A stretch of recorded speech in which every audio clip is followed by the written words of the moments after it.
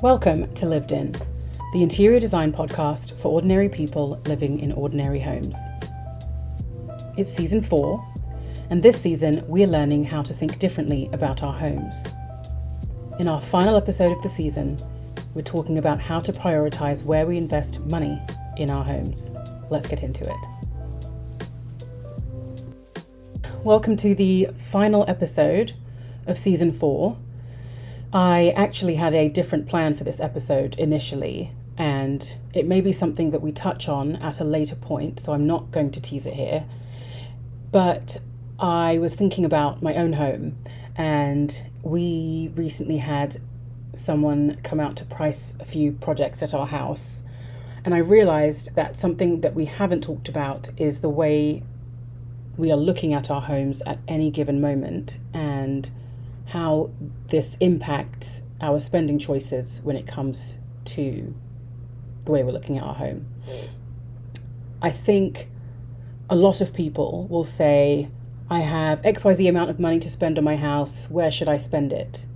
And they won't think about the fact that where you spend your money really is dependent on what matters to you in that moment when you're asking what you should spend the money on.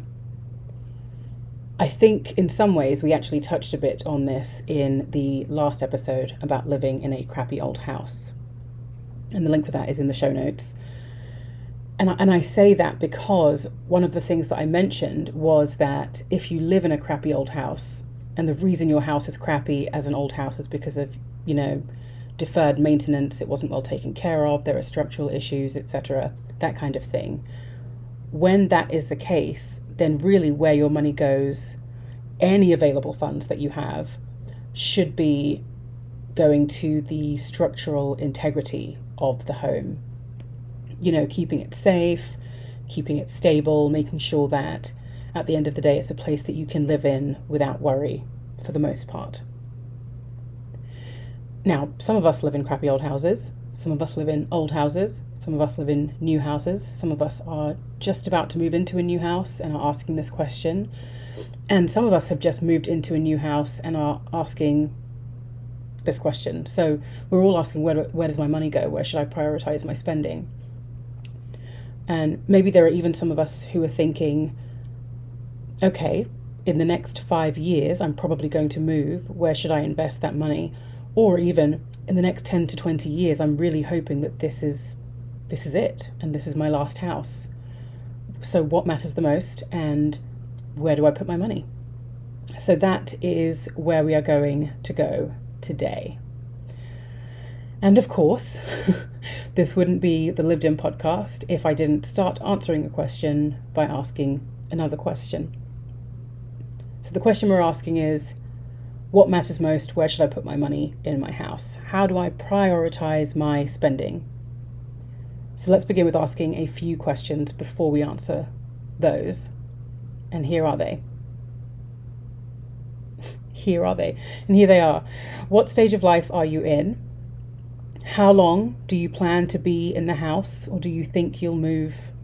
And if so, when do you think you'll move? And then finally, what are your main pain points? Okay, so what stage of life are you in?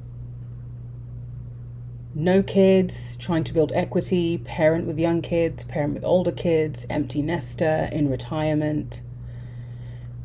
These are kind of the broad spectrum. There are obviously many nuances, but these are probably the broad spectrum of different stages of life you could possibly be in regards to your house.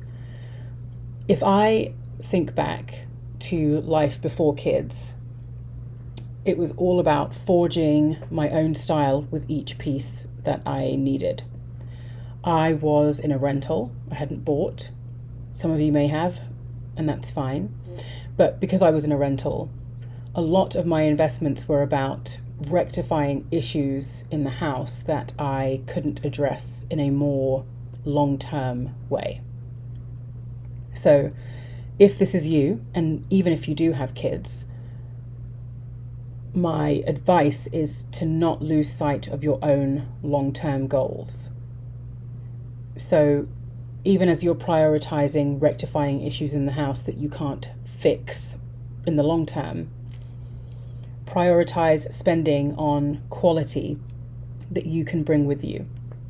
A good table, great versatile storage, a quality rug, a high quality bed and mattress, etc. You can invest in furniture as well. Just be mindful that something like a sofa of a specific size might be a challenge to fit into a different space in the future. So you could try something like the Floyd modular sectionals and sofas, and I will link those as well in the show notes. Those are quality items that you can adjust based on the size of your space. So they might not fit perfectly, but with less money than if you had to buy a whole new piece, you could rectify that. Now, if you're in a rental that you're pretty certain you will be in for a very long time, then it could be wise to invest in what I'll call comfort items, even if you can't bring those things with you. As with anything, address your pain points first, then go on to more superficial things like the color of the curtains or that kind of thing. And you'll often notice, if you haven't already, that solutions that you find to pain points can also often help address superficial issues. So for example, I needed more privacy in my bathroom, but I also needed window treatment. And so a cafe curtain was a solution for both. It was pretty and it was functional. That really is kind of that's the winning point. That's where you want to be. Hello. I love sharing tips, tricks, and inspiration with you guys, and that's why I wanted to reintroduce you all to my newsletter. It's pretty simple because I don't believe in fluff. So for one, I'm not telling you to buy anything. I know that sounds crazy, especially if you consider most newsletters are pushing the sale of something, whether directly or indirectly through affiliate links, but I'm not doing that. For two, I'm sharing properties in our local market, so in the Greenville NC, Winterville NC, Farmville NC, the Pitt County market, and I'm sharing big houses, small houses, low-cost houses, high-priced houses, and everything in between. And number three, you can always find a piece of interior design inspiration I'm using and an accessible tip of advice that you can realistically implement in your own home. That might be something from how to add warmth to a room, to laying out furniture, what frames should you use. All of that you'll find in a really simple layout in my newsletter. I'm always learning through noticing, and this newsletter is the perfect way to do that. You can sign up for the newsletter through the link in the show notes. All right, back to the episode.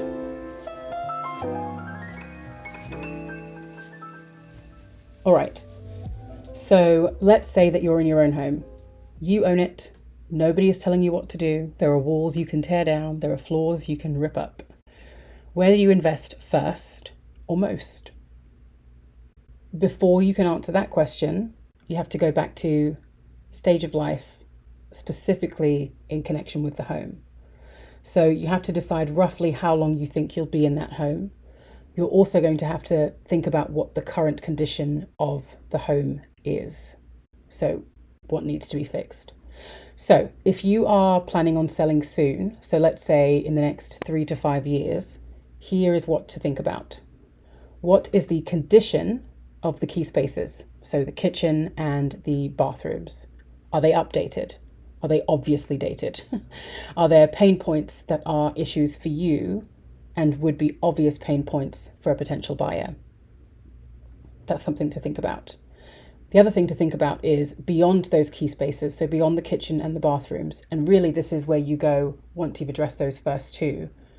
Beyond those key spaces, are there any other obvious issues, rooms, or spaces that need to be addressed, either for yourself or a potential buyer? With this, you're really treading the fine line between what you need and what a future buyer might want or take issue with. Things to watch out for, or something to watch out for. is stripping your home of character in the name of appeasing a buyer. Don't do that.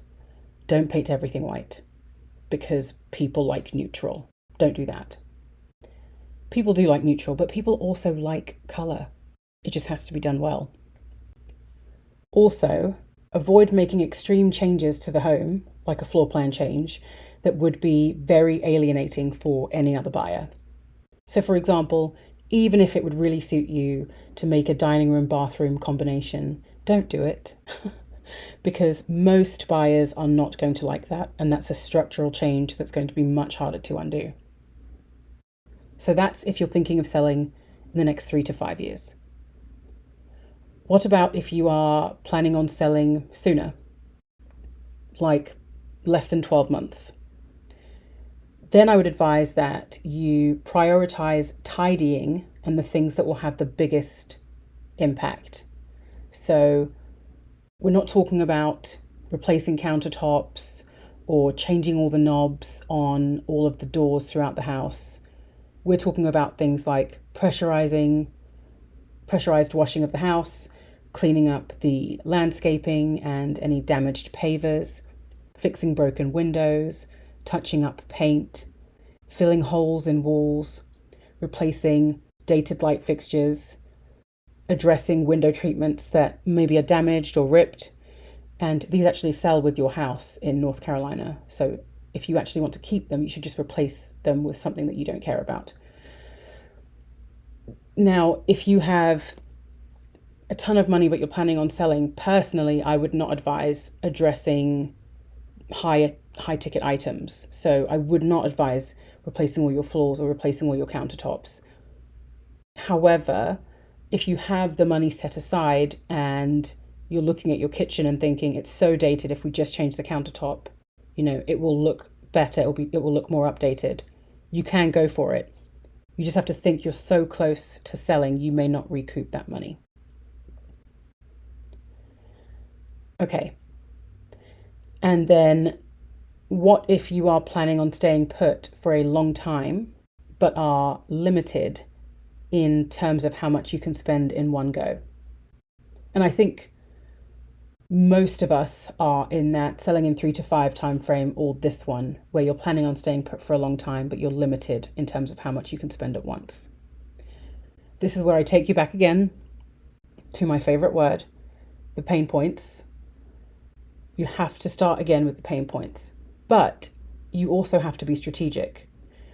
Think about where your money is going to have the largest impact. That's where you should put the bulk of it. And then you can take what's left after that and use that on the items or pain points that are less important to you. For example, when we moved into our house, and we still don't know how long we're going to stay put, really, I could see us needing more space inside. I could also see us needing more space outside. But for right now, we're here. And when we moved into our house, we knew the kitchen was fine, but a little bit dated. We didn't want those countertops, for example. I didn't want the flooring either. The bulk of the budget for the kitchen was spent on the countertop because I knew that it would give me the biggest return in terms of brightness in our kitchen. Our kitchen is in a windowless room. So brightness in our kitchen, I knew it would give us better functionality because we could just use the countertop in a slightly more aggressive way than we would have prior. And also then just general aesthetics. In terms of brightening the space, yes, but also just the way that the kitchen now looks altogether, it looks better with the new countertops. I spent far less in the kitchen on lighting and on cabinet hardware because those weren't going to give me the biggest impact. Now, if my countertops were already done, I probably would have spent more money on the lighting and the cabinet hardware, or maybe just the flooring, because I really don't like the floor. Speaking of flooring, other great returns in terms of impact are flooring and paint. Honestly, if you can change the paint and the flooring and the largest additional surface area aside from the flooring, you're going to see a massive impact in how the space feels and looks. So whilst flooring and paint might not be the cheapest, you'll be surprised how big of an impact it makes to change out a threadbare, time-worn carpet and install lovely wide plank wooden flooring. The space feels different. It doesn't just look different, it feels different. The same thing with paint. If there is a room, I personally can find, not in every case, but in a lot of cases can find red paint to be really jarring. It just depends on how it's been done. The application, the exact colour, how it interacts with the light in that room. But if you take a room that is painted a garish red and you paint it a balmy buttery yellow instead, that's going to change the feel of the space and have a large impact. Also, supposedly, buyers like yellow, but don't make your decision based on that. So if you're thinking, gosh, I hate this space, what can I change? I need to change something. What should I prioritize? Prioritize the largest surfaces. So the wall, the floor, and then if there's a countertop, change that as well. In fact, I would probably change the countertop depending on what your budget looks like. I would probably prioritize the countertop over the wall and the wall over the floor, depending, partially based on pricing, but also based on what people are going to notice first. And you can always change your countertop to work with the paint on the wall. You can always change the paint on the wall to work with the flooring you despise that's on the floor underneath your feet. But I think prioritizing those largest surface areas is going to give you the biggest impact in terms of feel, but also in terms of return for an investment down the road. Now, all of this applies really whatever space you're thinking about, even if you won't be staying long. So that's why I joked about the balmy buttery yellow on the wall and buyers liking it. Again, don't make your choices based on what a buyer will like. However, don't make crazy changes if you are thinking in the short term, I'm going to sell. So thinking about your impact matters, whether that is perceived impact to others or impact to the way that you live and you perceive the space and are able to kind of exist in it. Okay, I have one left in terms of stage of life. We've really covered basically all the cases except for the forever or the final home. We've covered the rental, we've covered the house that you own that you might be in for 3 to 5. We've covered the house that you own that you might be in for 12 months. We've covered the house that you're in that you might be in for a longer period of time, but it's not the final home.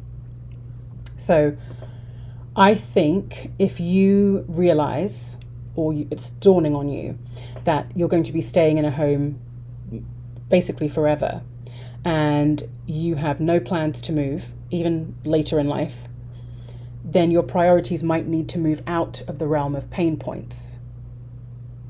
Not saying you don't address those, you do, but you may need to prioritize some other things. Again, this all depends on budget. I know a lot of people, even buyers I've worked with in real estate, who have moved and they are on their retirement. This is their fixed income. And so the things that they're addressing really have to be the things that are going to serve them in the long term, not just the things that they like. So that's why I'm saying move out of the realm of pain points and into the realm of long-term comforts. So you might, for example, want to invest in widening a staircase or adding an elevator. You could do a stair lift. I think an elevator is a much nicer option. You could, albeit more expensive, you could invest in opting for single handle faucets in your kitchen and in your bathrooms for easier use.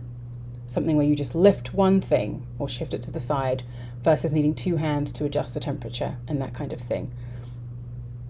I'm not trying to sound morbid or depressing, but I'm just thinking about if you get arthritic, for example, maybe it's hard to use one hand and you just need one hand to do one thing or another.